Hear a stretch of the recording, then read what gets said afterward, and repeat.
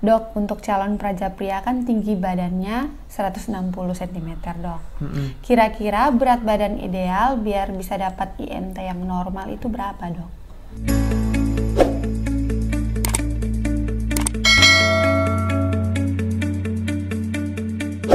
Baik, untuk IMT normal itu tadi sudah saya sampaikan sebelumnya di angka 18,5 sampai 25.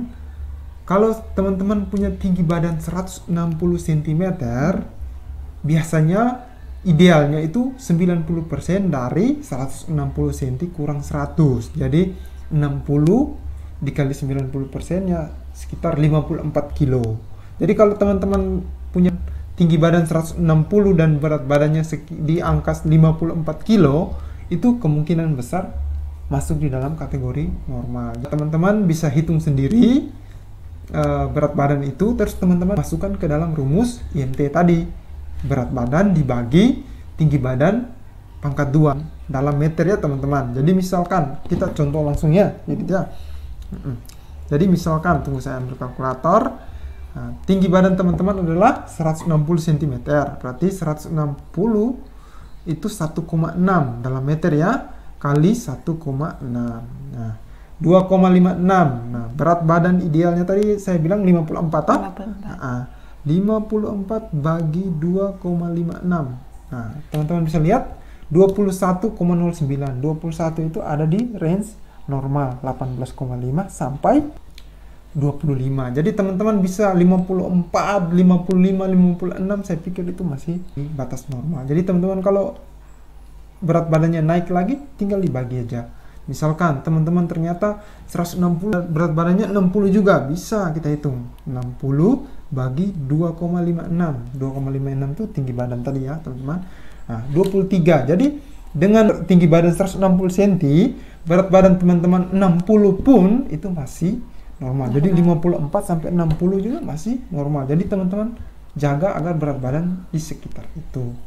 Nah, kalau berat badan ideal tadi saya sudah sampaikan di 54 kg. Tapi kalau mau lebih ya intinya jangan lebih dari 60 ya gitu ya. Oke. Makasih, Dok. Nah, saya mau tanya lagi, Dok. Kalau untuk calon praja wanita kan tinggi badannya 155 cm. Berat badan ideal biar dapat IMT yang normal itu berapa, Dok? Sebenarnya kurang lebih sama dengan yang tadi ya. Nah, kalau teman-teman punya tinggi badan 155 nih, berarti kita kurang dengan 155. Nah, 90% dari 55 kilo itu adalah berat badan idealnya.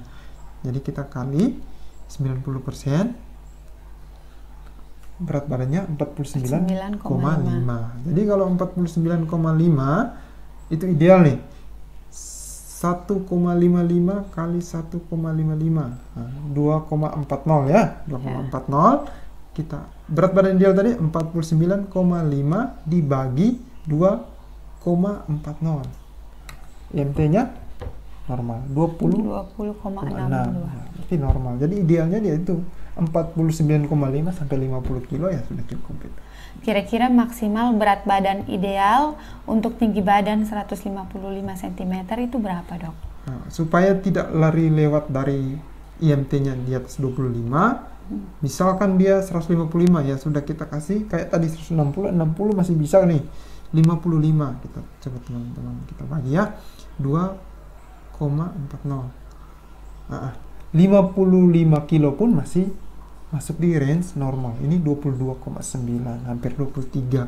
Misalkan naik lagi, ternyata teman-teman berat badannya 57. Nah, 57 bagi 2,40. Itu pun masih 23. Ya, masih normal.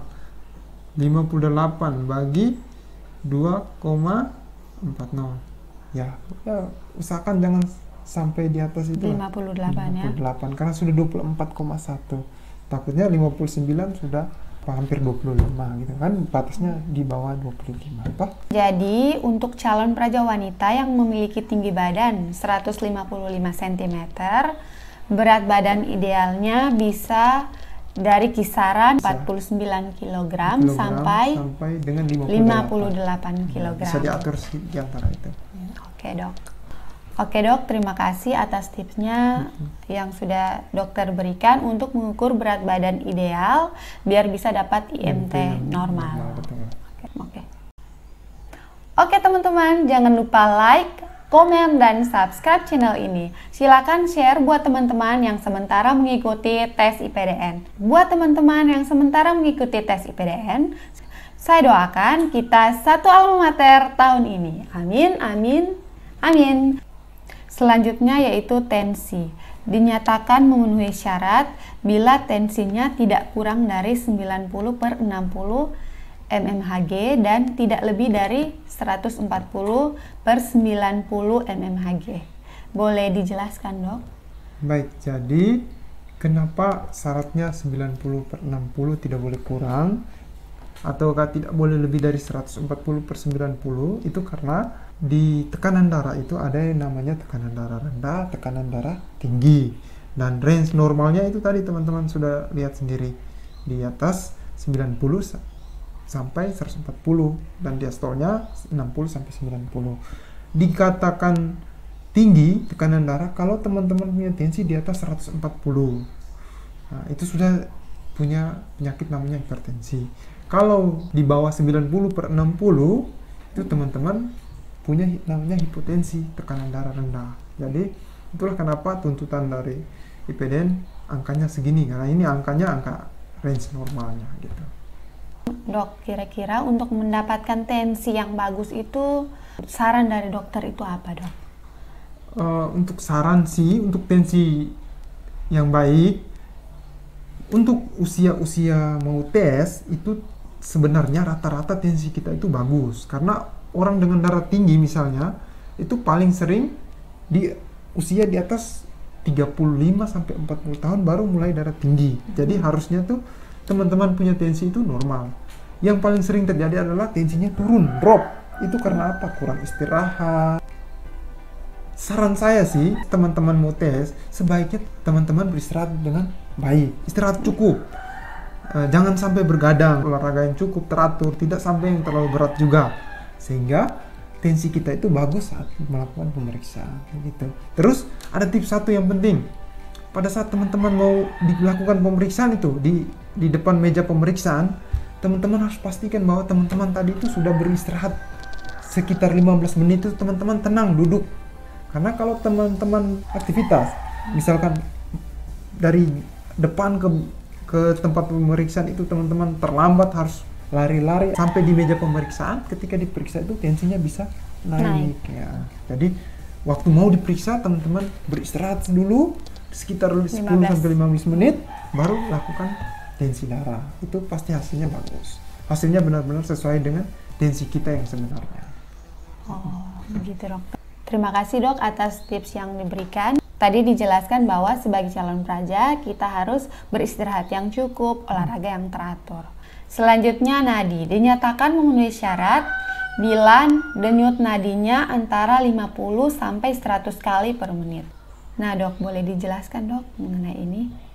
Baik, jadi nadi kalau dari syarat IPDN sendiri tadi 50 sampai 100 kali per menit. Orang dinyatakan nadinya normal itu kalau punya nadi berkisar antara 60 sampai 100.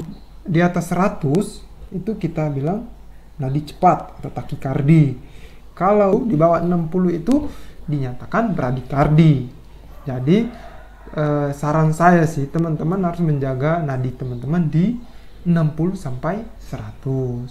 Sama kayak tekanan darah, menjaganya dengan istirahat cukup, olahraga teratur gitu. Biasanya kalau teman-teman punya nadi di normal, harusnya teman-teman tidak punya penyakit-penyakit yang luar biasa. Karena misalkan teman-teman punya nadi cepat, itu bisa ada penyakit-penyakit penyerta yang memberikan gejala nadi cepat. Jadi dokter akan curiga ke arah sana. Jadi intinya teman-teman harus berolahraga teratur, jaga kesehatan, sehingga waktu diperiksa nadinya normal. Gitu. Oke dok, makasih dok. Baik, pemeriksaan selanjutnya yaitu kepala, muka, dan leher. Pertama, syaratnya yaitu memiliki bentuk kepala yang normal. Nah dok, boleh dijelaskan dok untuk bentuk kepala yang normal itu seperti apa dok? Baik, jadi untuk bentuk kepala sendiri, hampir sebagian besar itu lahir dengan bentuk kepala yang normal. Hanya sebagian kecil yang memang terlahir dengan bentuk kepala yang tidak normal. Adapun beberapa yang lahir dengan bentuk kepala yang tidak seperti bentuk yang normal, tapi itu mungkin karena waktu persalinannya saja.